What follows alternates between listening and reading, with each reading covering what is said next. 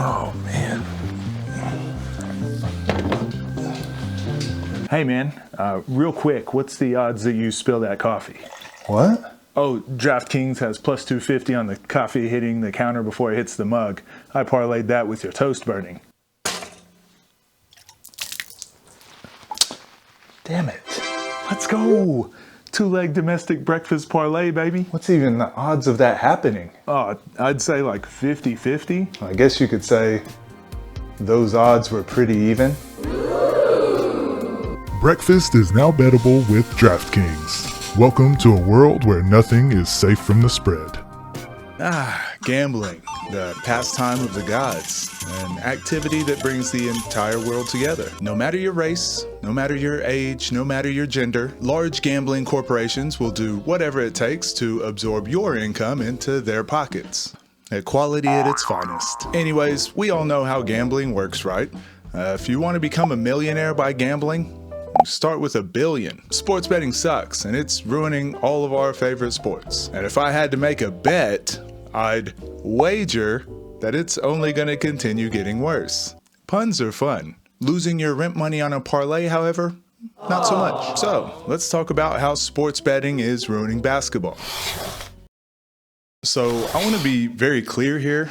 I don't inherently think gambling in general is a bad thing. Heck, betting on games can actually make watching the New Orleans Pelicans and the Philadelphia 76ers enjoyable.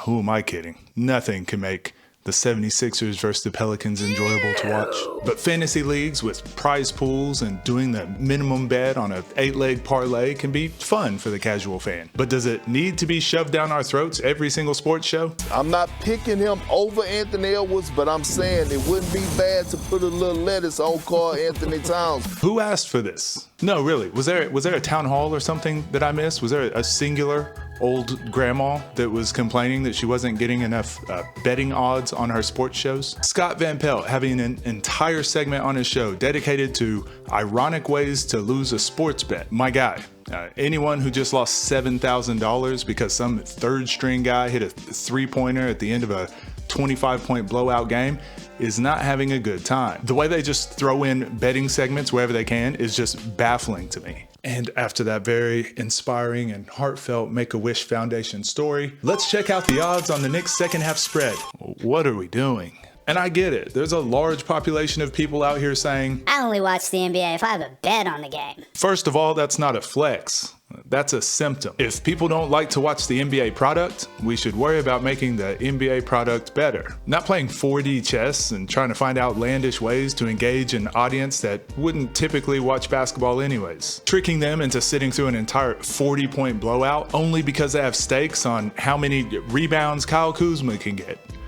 Which is 0, by the way. Kyle Kuzma gets 0 rebounds. And I think that's my biggest issue. Not necessarily the gambling, but the NBA leaning so hard into the gambling that it actually starts to diminish the NBA product. If you want people to watch the NBA, make the NBA better. Make every game matter. Allow defense to exist. Stop allowing as many carries and travels and rewarding flops. Just to reiterate, I am not against gambling, but I despise large gambling companies.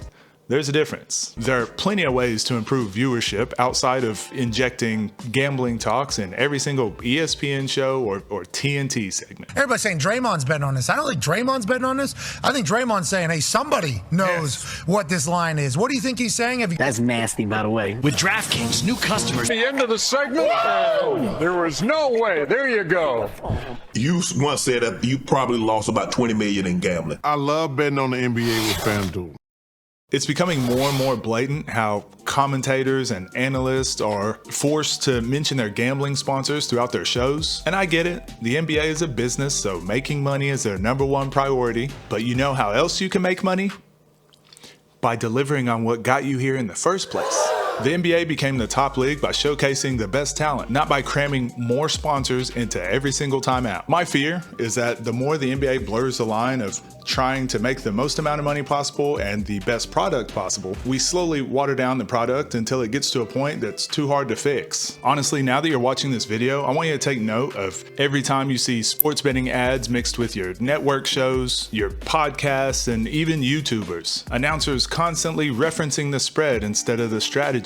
The over-unders replacing genuine, insightful commentary. I mean, who needs post-game analysis when you can hear how many people have been burned by Nikola Jokic coming up 1 assist shy of a triple-double? And yes, the NBA is by far the worst, but it's even slowly starting to infect some of my favorite content creators. I've been really enjoying Devontae Frigga's content lately, how he's been getting former NBA greats to come and play at random parks and play pickup with fans. Seeing Joe Johnson hit a mid-post fadeaway on some kid that got cut from his JV high school team, that's peak content. But watching Frigga try to get his audience to sign up for sports betting sites while DeMarcus Cousins is launching threes and talking shit to the crowd was not on my 2025 bingo card. Entertaining, but irresponsible. I get my little sister to fuck him up, man. Frigga is by far one of the best basketball content creators we have in the space, so to know that these gambling companies are specifically targeting his young audience, it makes me resent them even more. And that's not even to mention basketball storyline channels like AM Hoops or Jimmy High Roller. While them promoting sports gambling sites isn't going to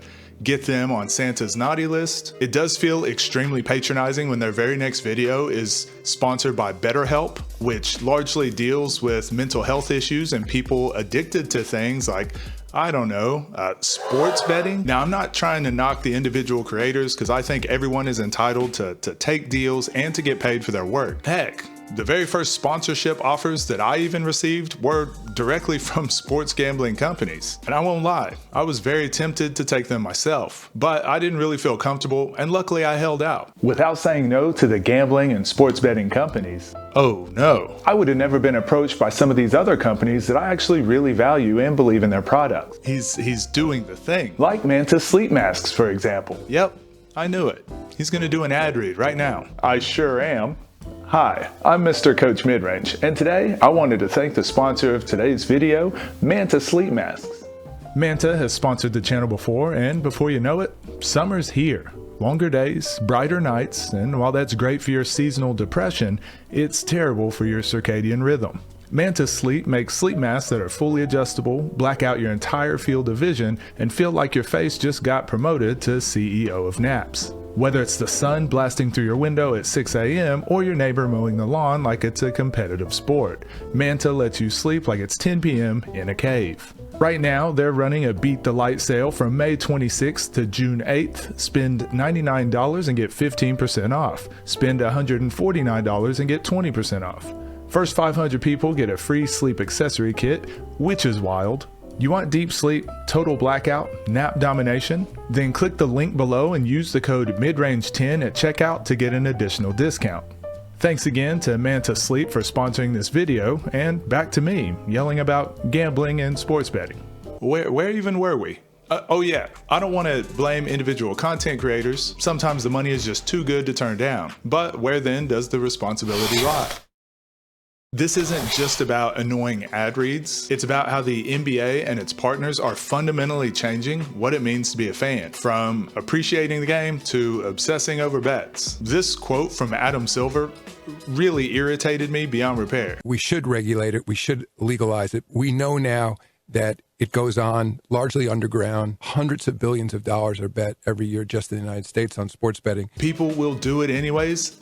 So dumb. Literally, when else does this logic work? People will travel anyways, might as well make it legal. People will foul anyways, might as well make it legal. People will wear G-strings underneath their shorts anyways, might as well make it legal. Oh, so I've heard. This is just the dumbest excuse to throw your hands up in the air and not take any accountability. The NCAA at least pretends to care about its athletes. There's losing, and then there's being the loser. Only a loser would harass college athletes after losing a bet. It's time we draw the line and put an end to the abuse. Brought to you by the NCAA. Nice try, NCAA, but it's already largely out of control. Sports betting has turned fans into hostile investors that think they own stock in athletes. Instead of making a strong stance against sports betting, they just say, hey, don't physically approach an athlete one-on-one just because they ruined one of your bets. Thanks.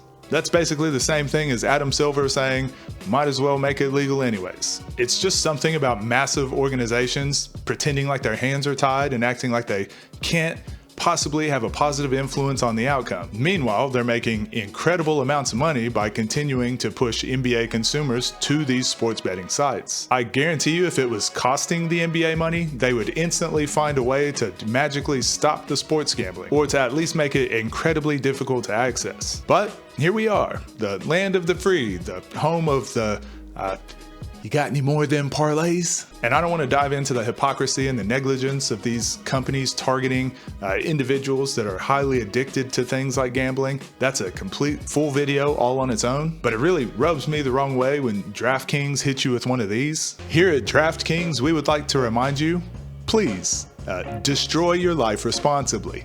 And we all know the sad reality, money talks.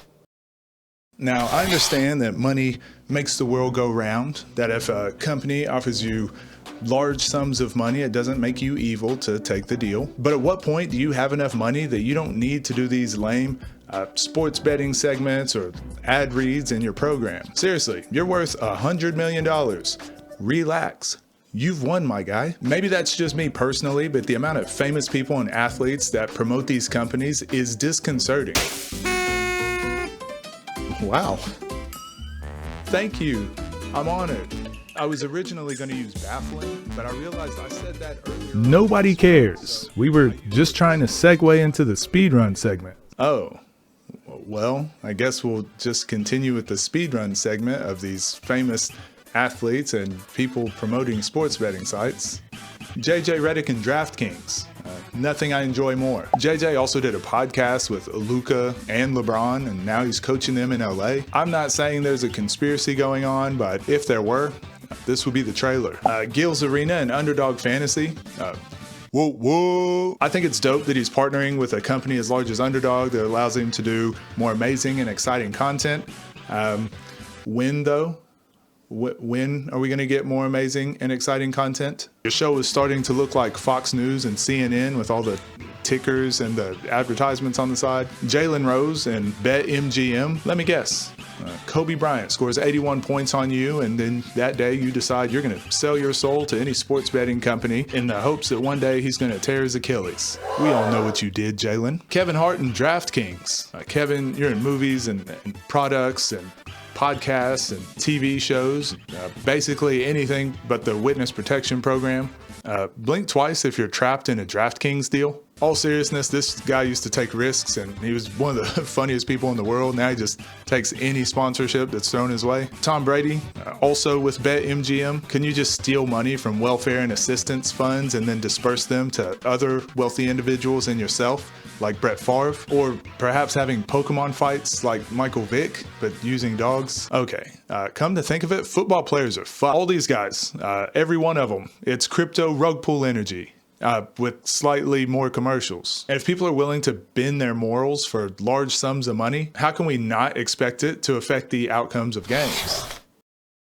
Of course, basketball isn't unique in this aspect. We've got the Muhammad Ali and Sonny Liston phantom punch incident. There was Pete Rose in the 80s and 90s who was betting on the outcomes of baseball games, even the games that his teams were a part of. There's obviously the Michael Jordan conspiracies around his first retirement being plagued with gambling debts or other things like that. Again, conspiracies. We have the Tim Donaghy scandals, where this referee was placing bets on games that he was actually officiating. It's caused a huge rift between fans and players and referees that is still largely going on today. Jonte Porter, the brother of Michael Porter Jr., who was banned from the NBA for betting in games that he was playing in. Both of these scenarios were handled fairly quickly, but just so swiftly, just swept under the rug. These are a few of the examples that we know of, but there are likely far more that we don't, especially now that sports betting has been made legal across most states. Players are closer to the action than ever, and it just seems highly improbable that there aren't rampant amounts of match fixing going on, now with the stakes being lower than ever. And I don't even really care about the match fixing because I think betting on sports is just a bad idea in the first place. But the amount of athletes that are being targeted and harassed is really where the conversation needs to begin and end. Players are literally being targeted because someone's parlays didn't hit. Miss a rebound? Death threats in the DM. Turn it over? Now your mom is trending on Twitter as the reason you suck. Sports betting. Bringing families together. And we've all seen the tweets about De'Aaron Fox and Kevin Durant going off on fans about not caring about ruining their parlays. But how many of these stories go untold or unnoticed about college or pro athletes being abused through texts or DMs either before or after a game? If you think those are rare occurrences, think again. I remember when I was playing overseas, the amount of times I would have randoms come up to me before a game and ask, do you have any teammates that are injured? Or do you have any people that you think might be having a bad game? Or the amount of people that would talk to me after games about how much money they won or lost by placing bets on me. These moments always stuck with me, and I think being younger and a bit more naive, I didn't really have the words or the feelings to describe exactly what it was I was feeling. Now that I'm a grumpy old man, it's a lot easier to sit back and notice exactly how this is negatively impacting not only the sport, but the athletes and the young fans. Basketball used to be about teams and favorite players. Now it's about trends and fan pick'ems. We've gone from how many wins to what's the over-under. If that doesn't scare you, maybe it's time to bet on something else. So yeah, like, comment, subscribe, especially if you've ever lost on a parlay of Kyle Kuzma rebounds. That man owes me some serious money. No, honestly, he didn't get a rebound, he didn't get a point, didn't get an assist. 28 minutes, didn't do anything. It's hard to believe, but it's true.